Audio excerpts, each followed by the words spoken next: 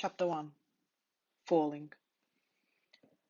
A quote, "But in the end, one needs more courage to live than to kill himself." End quote.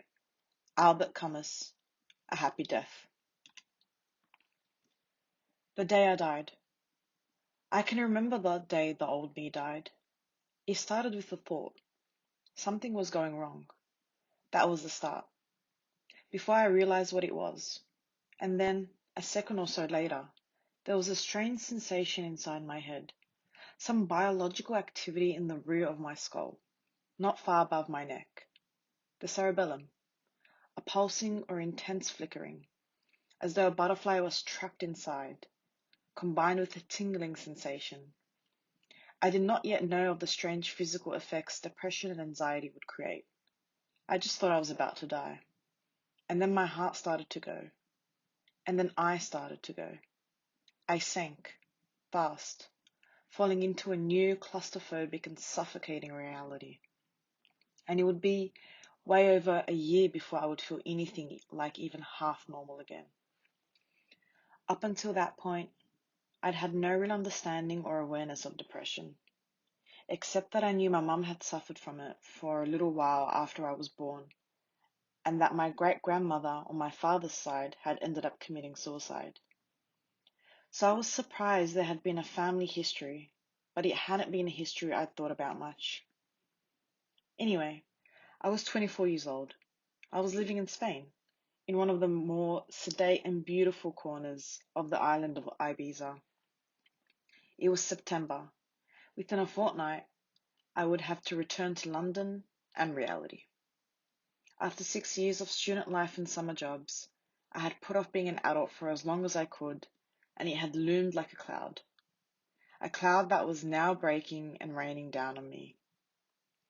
The weirdest thing about a mind is that you can have the most intense things going on in there, but no one else can see them. The world shrugs. Your pupils might dilate. You might sound incoherent. Your skin might shine with sweat. And there was no way anyone seeing me in that villa could have known what I was feeling. No way they could have appreciated the strange hell I was living through, or why death seemed such a phenomenally good idea.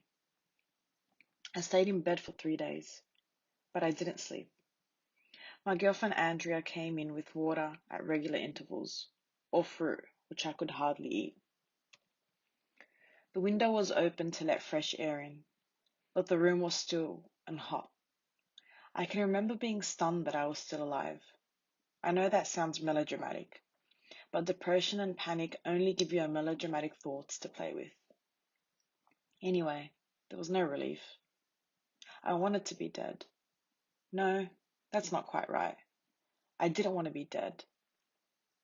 I just didn't want to be alive.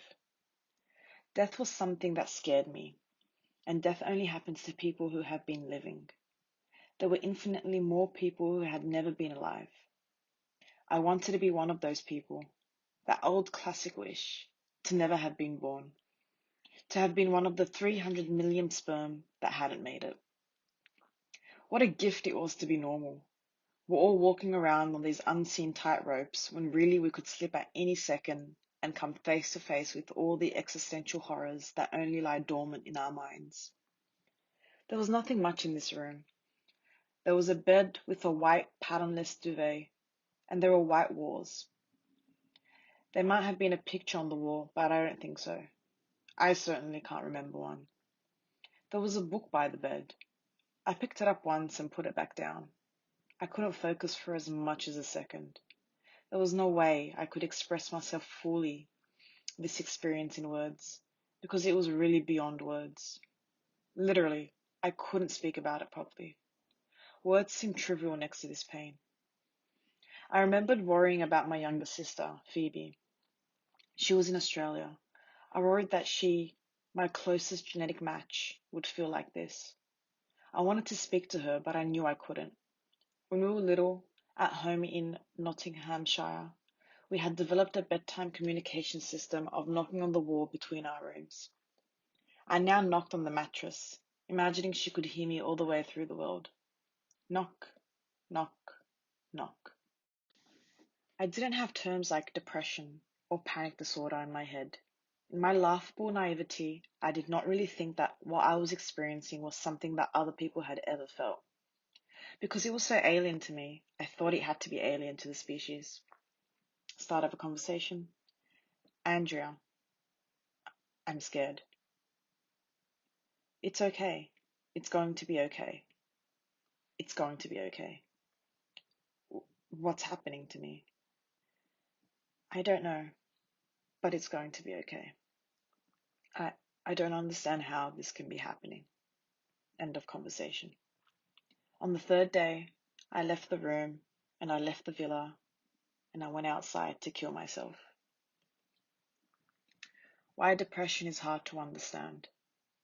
It is invisible. It is not feeling a bit sad. It is the wrong word. The word depression makes me think of a flat tire, something punctured and unmoving. Maybe depression minus anxiety feels like that, but depression laced with terror is not something flat or still. Open brackets. The poet Melissa Broader once tweeted, "What idiot called it depression and not there are bats living in my chest and they take up a lot of room. P.S. I see a shadow." End close bracket. At its worst, you find yourself wishing, desperately, for any other affliction, any physical pain, because the mind is infinite and it torments. When they happen, they can be equally infinite. You can be a depressive and be happy, just as you can be a sober alcoholic. It doesn't always have an obvious cause. It can affect people, millionaires, people with good hair, happily married people, people who have just landed a promotion, people who can tap dance and do card tricks and strum a guitar, people who have no noticeable pause, people who exude happiness in their status updates, who seem, from the outside, to have no reason to be miserable.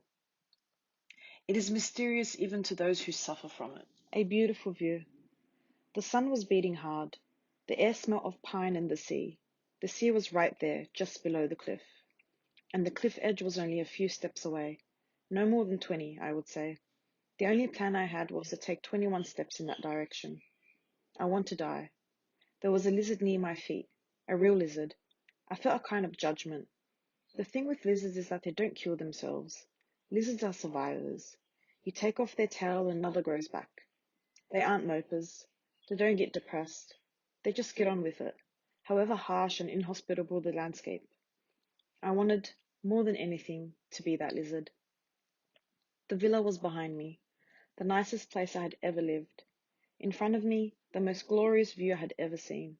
A sparkling Mediterranean, looking like a turquoise tablecloth scattered with tiny diamonds, fringed by a dramatic coastline of limestone cliffs and small, near-white forbidden beaches. It fit almost everyone's definition of beautiful, and yet the most beautiful view in the world could not stop me from wanting to kill myself. A little over a year before I had read a lot of Michel Foucault's for my MA, Much of Madness and Civilization. The idea that madness should be allowed to be madness, that a fearful, repressive society brands anyone different as ill. But this was illness. This wasn't having a crazy thought. This wasn't being a bit wacky. This wasn't reading Borges or listening to Captain Beefheart or smoking a pipe or hallucinating a giant Mars bar. This was pain. I had been okay, and now, suddenly, I wasn't. I wasn't well, so I was ill. It didn't matter if it was society or science's fault. I simply did not, could not, feel like this a second longer. I had to end myself. I was going to do it as well, while my girlfriend was in the villa, oblivious, thinking that I had just needed some air. I walked, counting my steps, then losing count, my mind all over the place. Don't chicken out, I told myself. Or I think I told myself. Don't chicken out. I made it to the edge of the cliff. I could stop feeling this way simply by taking another step. It was so preposterously easy. A single step versus the pain of being alive. Now, listen. If you have ever believed a depressive wants to be happy, you are wrong.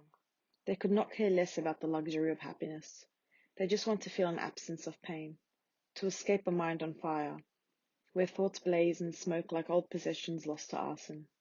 To be normal, or as normal as impossible, to be empty. And the only way I could be empty was to stop living. 1 minus 1 is 0. But actually, it wasn't easy. The weird thing about depression is that, even though you might have more suicidal thoughts, the fear of death remains the same. The only difference is that the pain of life has rapidly increased. So when you hear about someone killing themselves, it's important to know that death wasn't any less scary for them. It wasn't a choice in the moral sense. To be moralistic about it is to be misunderstood. I stood there for a while, summoning the courage to die, and then summoning the courage to live. To be, not to be, right there. Death was so close. An ounce more terror, and the scales would have tipped. There may be a universe in which I took that step, but it isn't this one. I had a mother and a father and a sister and a girlfriend. That was 4 people right there who loved me.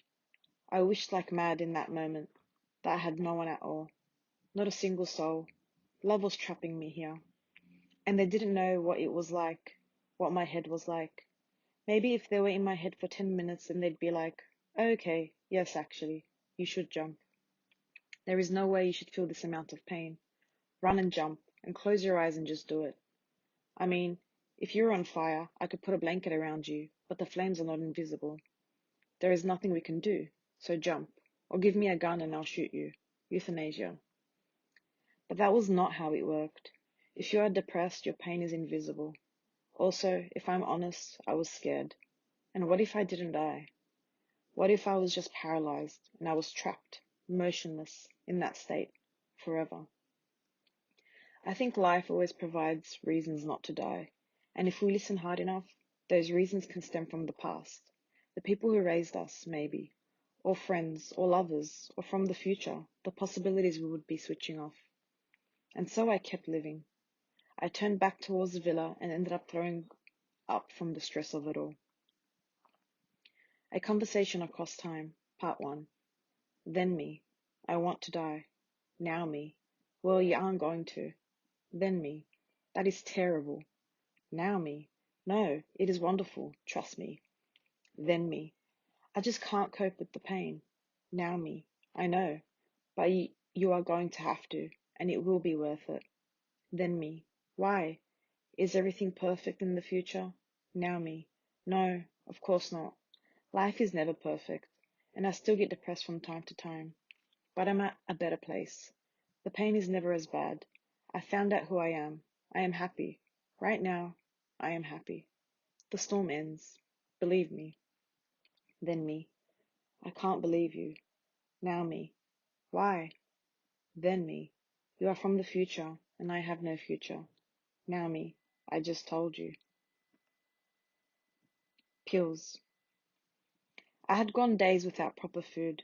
I hadn't noticed the hunger because of all the other crazy stuff that was happening to my body and brain. Andrea told me I needed to eat. She went to the fridge and got out a carton of Don Simon gazpacho. Open bracket. In Spain, they sell it like fruit juice. Close bracket. Drink this, she said, unscrewing the cap and handing it over. I took a sip. The moment I tasted it was the moment I realized how hungry I was, so I swallowed some more. I'd probably had half the carton before I had to go outside and throw up again. Admittedly, throwing up from drinking Don Simon gazpacho might not be the surest sign of illness in the world, but Andrea wasn't taking her chances. "Oh God," she said, "we're going now."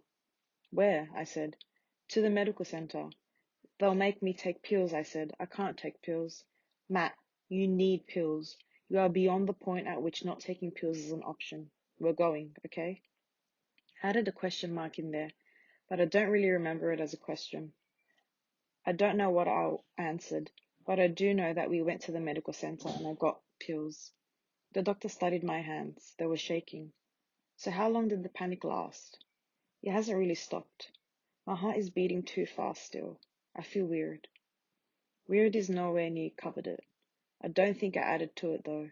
Just speaking was an intense effort. "It is adrenaline, that is all. How is your breathing? Have you hyperventilated?" "No, it isn't just my heart. I mean, my breathing feels weird, but everything feels weird. He felt my heart. He felt it with his hand. 2 fingers pressed into my chest. You on drugs? No. Have you taken any? In my life, yes. But not this week. I'd been drinking a lot, though. Veil, he said. You need diazepam. Maximum. The most I'm able to give for you. For a doctor in a country where you can get diazepam freely over the counter, like it was paracetamol or ibuprofen, this was quite a significant thing to say. This will fix you, I promise. I lay there and imagined the tablets were working. For a moment, panic simmered down to a level of heavy anxiety. That feeling of momentary relaxation actually triggered more panic. And this was a flood. I felt everything pull away from me. Like when Brody is sitting on the beach in Jaws and thinks he sees the shark. I was lying there on a sofa, but I felt a literal pulling away, as if something was sliding me towards a further distance from reality. Killer. Suicide is now, in places including the UK and the US, a leading cause of death, accounting for over 1 in 100 fatalities. According to figures from the World Health Organization, it kills more people than stomach cancer, cirrhosis of the liver, colon cancer, breast cancer, and Alzheimer's. As people who kill themselves are, more often than not, depressives, depression is one of the deadliest diseases on the planet. It kills more people than most other forms of violence, warfare, terrorism, domestic abuse, assault, gun crime, all put together. Even more staggeringly, depression is a disease so bad that people are killing themselves because of it, in a way they do not kill themselves of any other illness. Yet people still don't think depression is really that bad. If they did, they wouldn't say the things they say. People say to depressives that they don't say in other life-threatening situations. Come on, I know you've got tuberculosis, but it could be worse. At least no one's died. Why do you think you got cancer of the stomach? Yes, I know, colon cancer is hard, but you want to try living with someone who has got it. Sheesh, nightmare. Oh, Alzheimer's, you say? Oh, tell me about it. I get that all the time. Ah, meningitis. Come on, mind over matter. Yes, your leg is on fire, but talking about it all the time isn't going to help things, is it? Okay, yes, maybe your parachute has failed, but chin up. Negative placebo. Medication didn't work for me. I think I was partly to blame. In Bad Science, Ben Goldacre points out that you are a placebo responder. Your body plays tricks on your minds. You cannot be trusted. This is true, and it can surely work both ways. During that very worst time, when depression coexisted with full-on 24/7 panic disorder, I was scared of everything. I was, quite literally, scared of my shadow. If I looked at an object, shoes, a cushion, a cloud, for long enough, then I would see some malevolence inside it, some negative force that, in an earlier and more superstitious century, I might have interpreted it as a devil. But the thing I was most scared of was drugs or anything, open brackets, alcohol, lack of sleep, sudden news, even a massage, close brackets, that would change my state of mind. Later, during lesser bouts of anxiety, I would often find myself enjoying alcohol too much. That soft, warm cushioning of existence that is so comforting you end up forgetting the hangover will ensue. After important meetings, I would find myself in bars alone, drinking through the afternoon and nearly missing the train home. But in 1999, I was years away from being back to this relatively small, normal level of dysfunction. It is a strange irony that it was during the period when I most needed my mind to feel better, that I didn't want to actively interfere with my mind. Not because I didn't want to be well again, but because I didn't really believe feeling well again was possible, or far less possible than feeling worse. And worse was terrifying. So I think part of the problem was that a reverse placebo effect was going on. I would take the diazepam and instantly panic, and then the panic increased the moment I felt the drug have any effect at all, even if it was a good effect. Months later, a similar thing would happen when I started taking St. John's wort. It would even happen to a degree with ibuprofen. So clearly the diazepam wasn't entirely to blame. And diazepam is far from being the strongest medication out there. Yet, the feeling and level of disconnection I felt on diazepam is something others claim to feel on it too. And so I think that the drug itself, in brackets for me, was at least part of the problem. Feeling the rain without an umbrella. Medication is an incredibly attractive concept, not just for the person with depression or the person running a pharmaceutical firm, but for society as a whole. It underlines the idea we have hammered into us by the 100,000 TV ads we have seen that everything can be fixed by consuming things. It fosters a just shut up and take the pill approach and creates an us and them divide where everyone can relax and feel unreason. To borrow Michel Foucault's favorite word, is being safely nurtured in a society which demands we be normal, even as it drives us insane. But antidepressants and anti-anxiety medications still fill me with fear. It doesn't help that the names, fluoxetine, venlafaxine, propranolol, zopiclone, sound like sci-fi villains. The only drugs I ever took that seemed to make me feel a bit better were sleeping pills. I only had one packet of them because we'd bought them in Spain, whereas the pharmacists were reassuring white coats and talk like doctors. Don Medina was the brand name, I think. They didn't help me sleep, but they helped me be awake without feeling total terror, or distance me from that terror. But I also knew that they would be very easy to become addicted to, and that the fear of not taking them could rapidly overtake the fear of taking them. The sleeping tablets enabled me to function enough to go home. I can remember our last day in Spain. I was now sitting at the table, saying nothing as Andrea explained to the people we were working for and technically living with, open bracket, it was their villa, but they were rarely there, close bracket, Andy and Dawn, that were going to home. Andy and Dawn were good people. I liked them. They were a few years older than me and Andrea, but they were always easy to be around. They ran the largest party in Ibiza, Manumission, which had begun as a small night in Manchester's gay village a few years before and morphed into a kind of Studio 54 in the Med. By 1999, it was the epicenter of club culture, a magnet for the likes of Kate Moss, Jay Jagger, Irvin Welsh, Jean Paul Gaultier, the Happy Mondays, Fatboy Slim, and thousands of European clubbers. It had once seemed like heaven, but now the idea of all that music and all those party people seemed like a nightmare. But Andy and Dawn didn't want Andrea to leave. Why don't you stay here? Matt would be okay. He looks fine. He's not fine, Andrea answered them. He's ill. I was, by Ibiza standards at least, not a drug person. I was an alcohol person.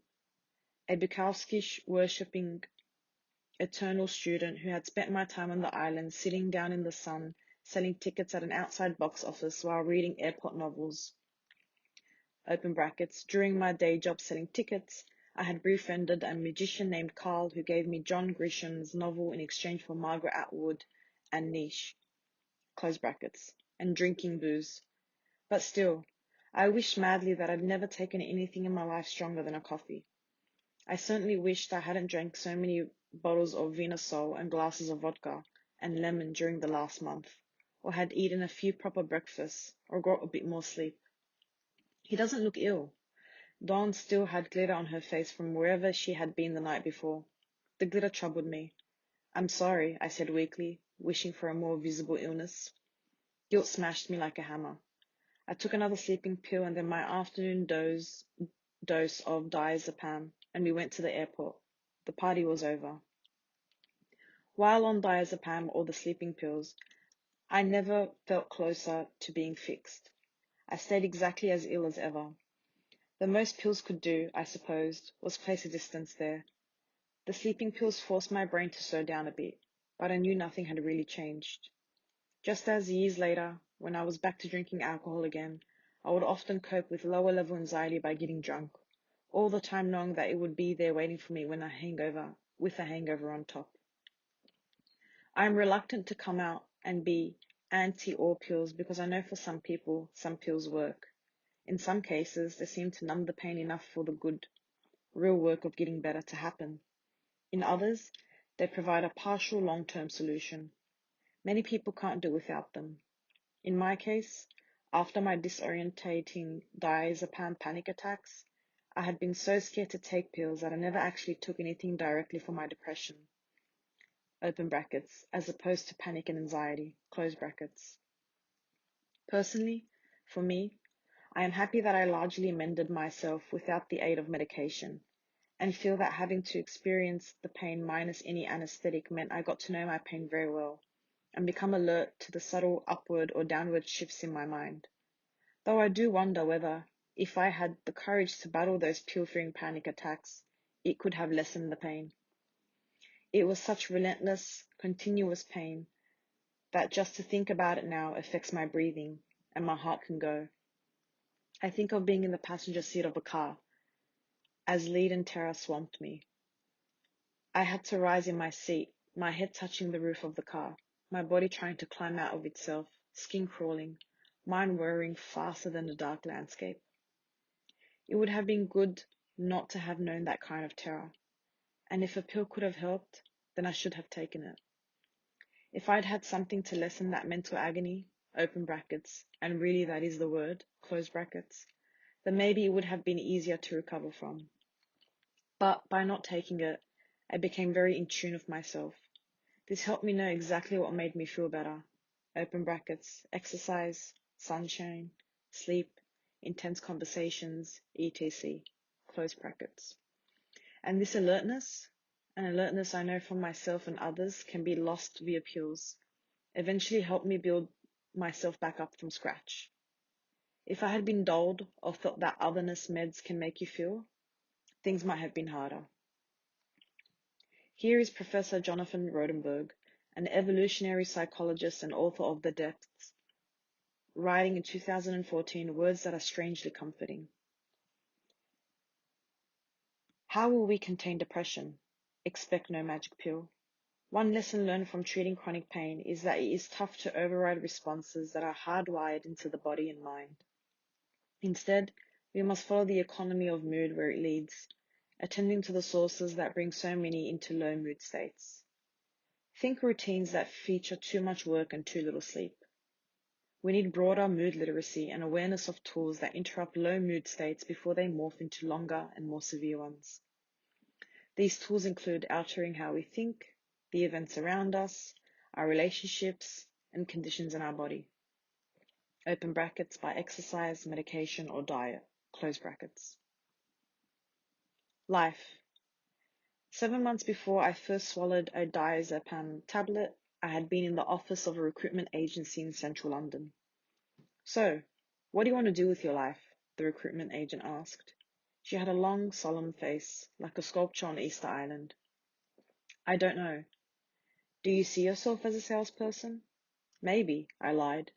I was mildly hungover. Open brackets. We were living next to a pub. 3 pints of lager and a black Russian or two was my nightly routine. Close brackets. I had very little idea of what I wanted to do with my life, but I was pretty sure it didn't involve being a salesperson.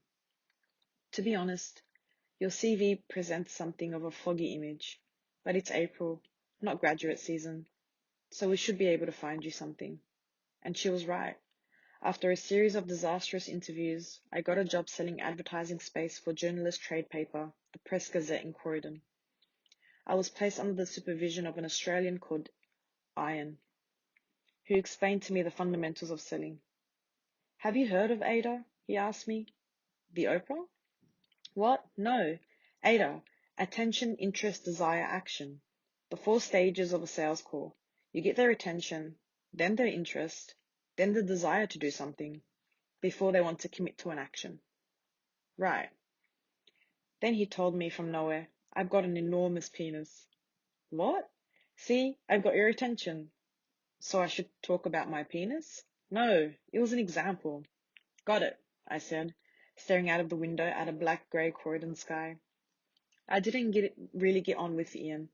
True, he asked me to join the boys at lunch and have a pint and a game of pool. But it was all dirty jokes and football and slagging off their girlfriends. I hated it. I hadn't felt this out of place since I was 13. The plan, mine and Andrea's, had been to sort out our lives so we didn't have to go back to Ibiza that summer.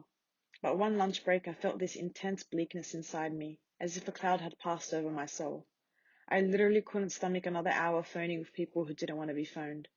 So I left the job, just walked out. I was a failure, a quitter.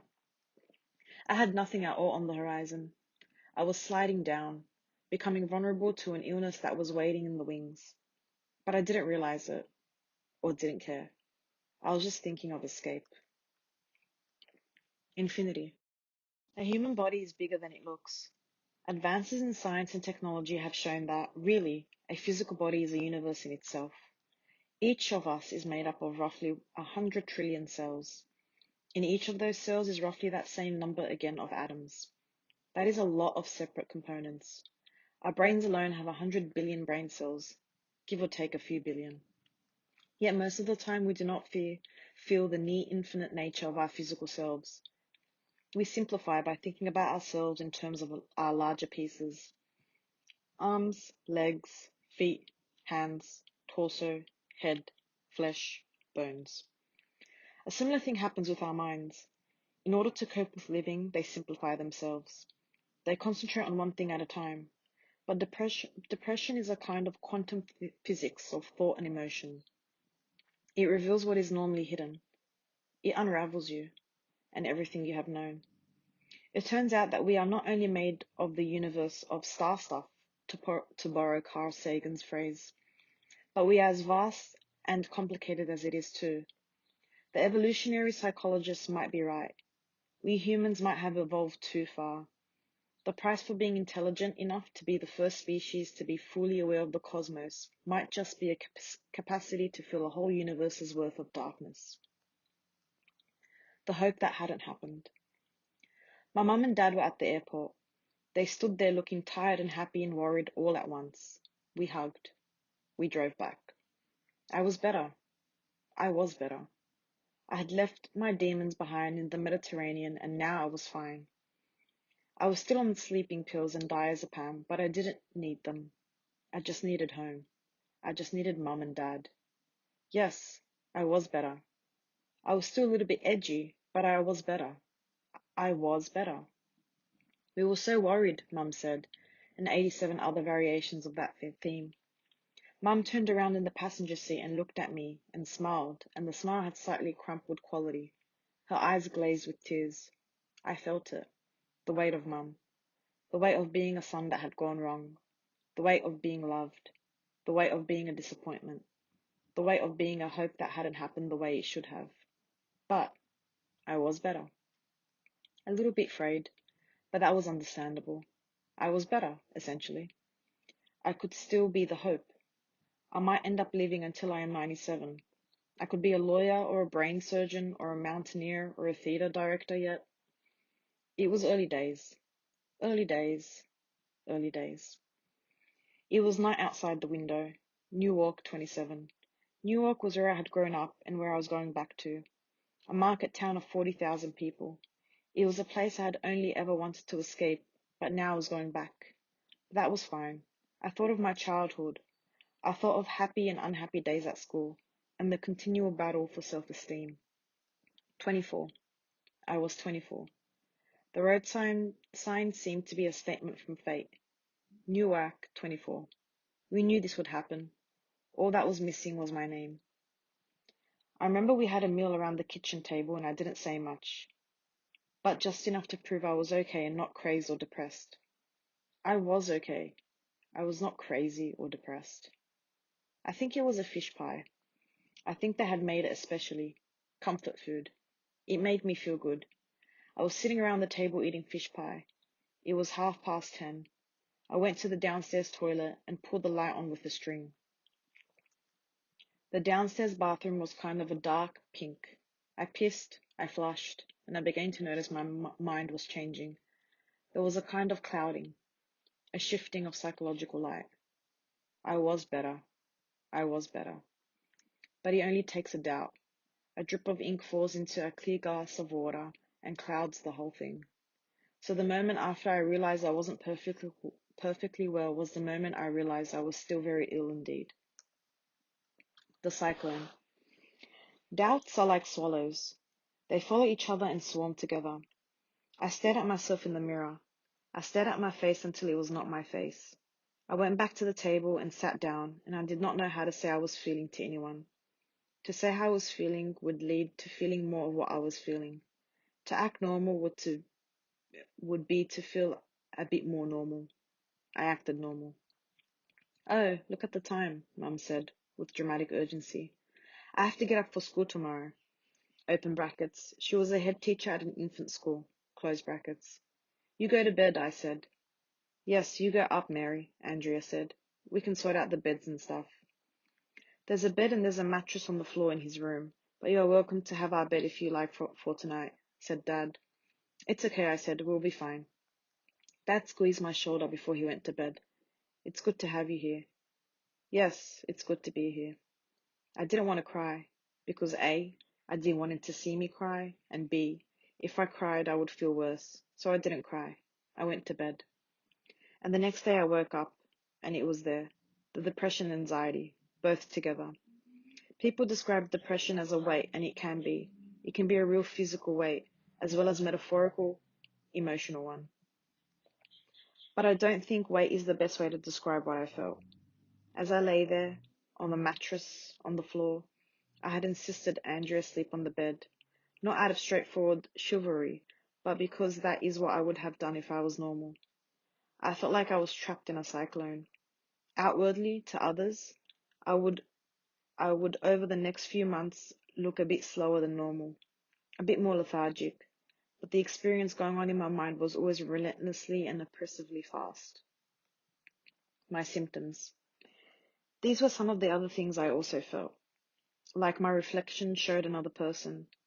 A kind of near aching, tingling sensation in my arms, hands, chest, throat, and at the back of my head. An inability to even contemplate the future. Open brackets. The future was not going to happen for me anyway. Close brackets. Scared of going mad, of being sectioned, of being put in a padded cell in a straitjacket. Hypochondria. Separation anxiety. Agoraphobia. A continual sense of heavy dread. Mental exhaustion. Physical exhaustion. Like I was useless. Chest tightness and occasional pain. Like I was falling even while I was standing still. Aching limbs. The occasional inability to speak. Lost. Clammy. An infinite sadness. An increased sexual imagination. Open brackets. Fear of death often seems to counterbalance itself with thoughts of sex. Close brackets. A sense of being disconnected. Of being a cutout from another reality. An urge to be someone else, anyone else. Loss of appetite, open brackets. I lost 2 stone in 6 months, close brackets. An inner trembling, open brackets. I called it a soul quiver, close brackets. As though I was on the verge of a panic attack, like I was breathing too thin air. Insomnia. The need to continuously scan for warning signs that I was A, going to die, or B, go mad. Finding such warning signs and believing them. The desire to walk, and quickly. Strange feelings of deja vu, and things that felt like memories that hadn't happened, at least not to me. Seeing darkness around the periphery of my vision. The wish to switch off the nightmarish images I would sometimes see when I closed my eyes. The desire to step out of myself for a while, a week, a day, an hour, hell, just for a second. At the time these experiences felt so weird, I thought I was the only person in the history of the world to have ever had them. Open brackets. This was a pre-Wikipedia age, close brackets. Though of course there are millions going through an equivalent experience at any one time. I'd often involuntarily visualize my mind as a kind of vast and dark machine, like something out of a steampunk graphic novel, full of pipes and pedals and levers and hydraulics emitting sparks and steam and noise. Adding anxiety to depression is a bit like adding cocaine to alcohol. It presses fast forward on the whole experience. If you have depression on its own, your mind sinks into a swamp and loses momentum. But with anxiety in the cocktail, the swamp is still a swamp, but the swamp now has whirlpools in it. The monsters that are there, in the muddy water, continually move like modified alligators at their highest speed. You are continually on guard. You are on guard to the point of collapse every single moment. while desperately trying to keep afloat, to breathe the air that the people on the bank all around you are breathing as easily as anything. You don't have a second. You don't have a single waking second outside of the fear. That is not an exaggeration. You crave a moment, a single second of not being terrified, but the moment never comes. The illness that you have isn't the illness of a single body part, something you can think of outside of. If you have a bad back, you can say that my back is killing me, and there will be a kind of separation between the pain and the self. The pain is something other. It attacks and annoys and even eats away at the self, but it is not the self. But with depression and anxiety, the pain isn't something you think about because it is thought. You are not your back, but you are your thoughts. If your back hurts, it might hurt more by sitting down. If your mind hurts, it hurts by thinking. And you feel there is no real, easy equivalent of standing back up, though often this feeling itself is a lie. The bank of bad days. When you are very depressed or anxious, unable to leave the house or the sofa, or to think of anything but the depression, it can be unbearably hard. Bad days come in degrees. They are not all equally bad, and the really bad ones, though horrible to live through, are useful for later. You store them up. A bank of bad days. The day you had to run out of the supermarket. The day you were so depressed your tongue wouldn't move. The day you made your parents cry. The day you nearly threw yourself off a cliff. So if you were having another bad day, you can say, well, this feels bad, but there have been worse. And even when you can think of no worse day, when the one you are living is the very worst there has ever been, you at least know that the bank exists and that you have made a deposit. Things depression says to you. Hey, sad sack. Yes, you. What are you doing? Why are you trying to get out of bed? Why are you trying to apply for a job? Who do you think you are, Mark Zuckerberg? Stay in bed. You're going to go mad. Like Van Gogh. You might cut off your ear. Why are you crying? Because you need to put the washing on? Hey, remember your dog, Murdoch? He's dead. Like your grandparents. Everyone you have ever met will be dead this time next century. Yep, everyone you know is just a collection of slowly deteriorating cells. Look at the people walking outside. Look at them. There, outside the window. Why can't you be like them? There's a cushion. Let's just stay there and look at it and contemplate the infinite sadness of cushions. P.S. I've just seen tomorrow. It's even worse. Facts. When you are trapped inside something that feels so unreal, you look for anything that can give you a sense of your bearings. I craved knowledge. I craved facts. I searched for them like lifeboats in the sea. But statistics are tricky things. Things that occur in the mind can often be hidden. Indeed, when I first became ill, I spent a lot of energy on looking normal. People often only know when someone is suffering if they tell them. And with depression, that doesn't always happen, especially if you are male. Open brackets. More on that later. Close brackets. Also, over time, facts have changed. Indeed, whole concepts and words change. Depression didn't used to be depression. It used to be melancholia, and far fewer people suffered from that than they do from current depression. But did they really? Or are people more open about such things? But anyway, here are some of the facts we have right now. Suicide facts. Suicide is a leading cause of death among men under the age of 35. Suicide rates vary widely depending on where you are in the world. For instance, if you live in Greenland, you are 27 times more likely to kill yourself than if you live in Greece. 1 million people a year kill themselves. Between 10 and 20 million people a year try to. Worldwide, men are over 3 times more likely to kill themselves than women. Depression facts. 1 in 5 people get depression at some point in their lives. Open brackets. Though obviously more than that will suffer from mental illness. Close brackets. Antidepressants are on the rise almost everywhere. Iceland has the highest consumption, followed by Australia, Canada, Denmark, Sweden, Portugal, and the UK. Twice as many women as men will suffer from a serious bout of depression in their lives. Combined anxiety and depression is most common in the UK, followed by anxiety, post-traumatic stress disorder, pure depression, phobias, eating disorders, OCD, and panic disorder. Women are more likely to seek and receive treatment for mental health problems than men. The risk of developing depression is about 40% if a biological parent has been diagnosed with the illness. Sources: World Health Organization, The Guardian, Mind, Black Dog Institute. The head against the window. I was in my parents' bedroom, on my own.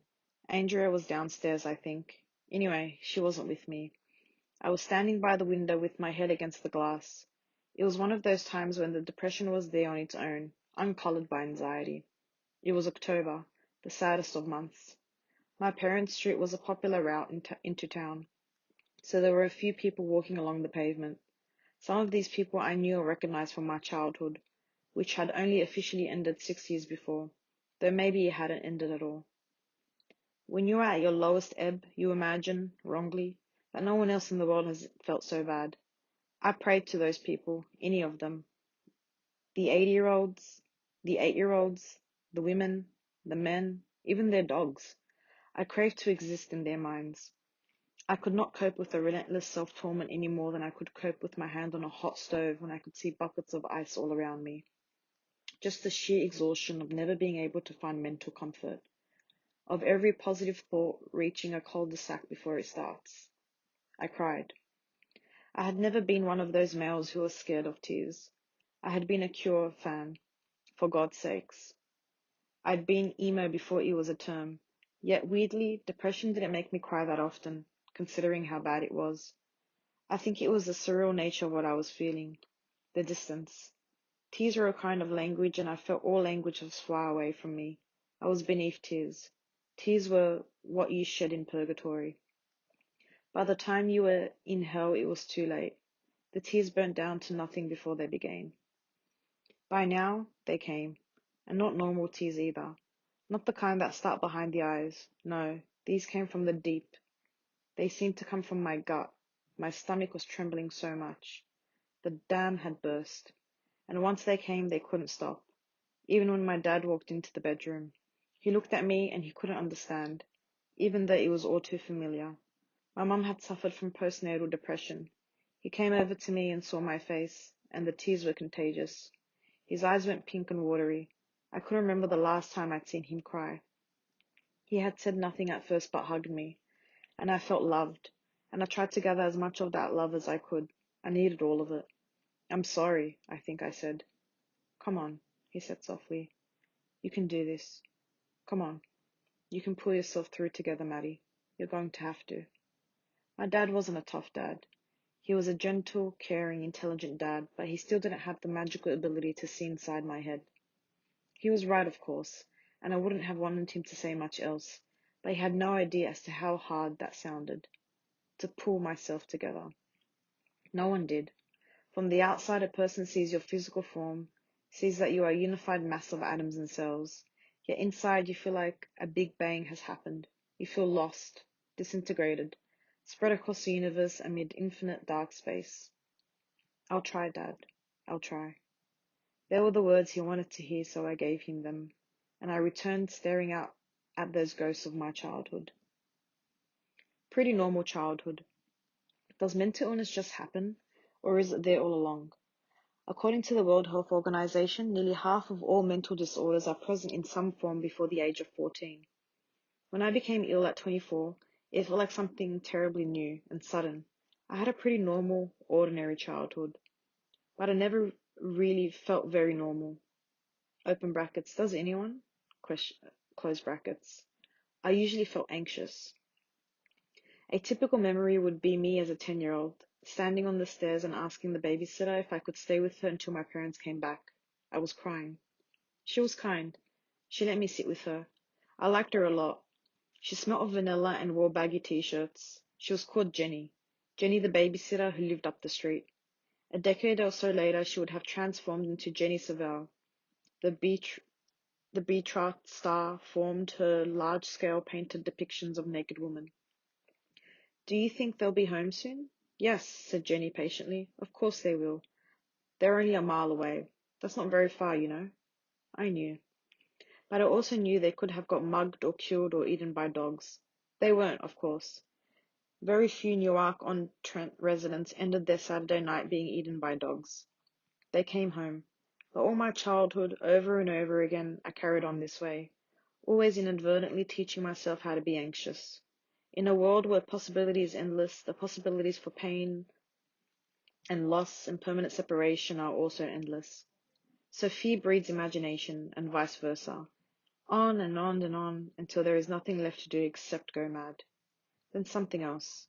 A bit less ordinary, but still in the ballpark. I was 13. Me and a friend went over to some girls in our year on the school field. Sat down. One of the girls, one I fancied more than anything, looked at me and then made a disgusted face to her friends. Then she spoke words that I would remember 26 years later when I came to write them down in a book. She said, "Ugh, I don't want that sitting next to me, with his spider legs on his face." She went on to explain, as the ground kept refusing to swallow me up, what she meant: the hair growing out of his moles. It looks like spiders. At about 5 that afternoon, I went into the bathroom at home and used my dad's razor to shave the hairs off my moles. I looked at my face and hated it. I looked at the two most prominent moles on my face. I picked up my toothbrush and pressed it on my left cheek, right over my largest mole. I clenched my eyes shut and rubbed hard. I brushed and brushed until there was blood dripping into the sink, until my face was throbbing with heat and pain from the friction. My mum came in that day and saw me bleeding. "Matthew, what on earth has happened to your face?" I held a tissue over the fresh, bleeding scar and mumbled the truth. That night I couldn't sleep. My left cheek throbbed beneath a giant plaster. But that wasn't the reason. I was thinking of school, of explaining away the plaster. I was thinking of that other universe where I was dead, and where the girl would hear I was dead and the guilt would make her cry. A suicidal thought, I suppose, but a comforting one. My childhood went by. I remained anxious. I felt like an outsider, with my left-wing middle-class parents in a right-wing working-class town. At 16, I got arrested for shoplifting, open brackets, hair gel, crunchy bar, close brackets, and spent an afternoon in a police cell. But that was a symptom of teen idiocy and wanting to fit in, not depression. I skateboarded badly, got eclectic grades, cultivated asymmetric hair, carried my virginity around like a medieval curse. Normal stuff. I didn't totally fit in. I kind of disintegrated around people and became what they wanted me to be. But paradoxically, I felt an intensity inside me all the time. I didn't know what it was, but it kept building, like water behind a dam. Later, when I was properly depressed and anxious, I saw the illness as an accumulation of all that throated intensity, a kind of breaking through, as though if you find it hard enough to let yourself be free, yourself breaks in, flooding your mind in an attempt to drown all those half-failed versions of you. A visit. Paul, my old shoplifting partner in crime, was in my parents' living room. I hadn't seen him in a few years, since school. To me, it might as well have been millennia. He was looking at me like I was my former self. How could he not see the difference? "Do you want to go out on Saturday night? Come on, mate. Old time's sake."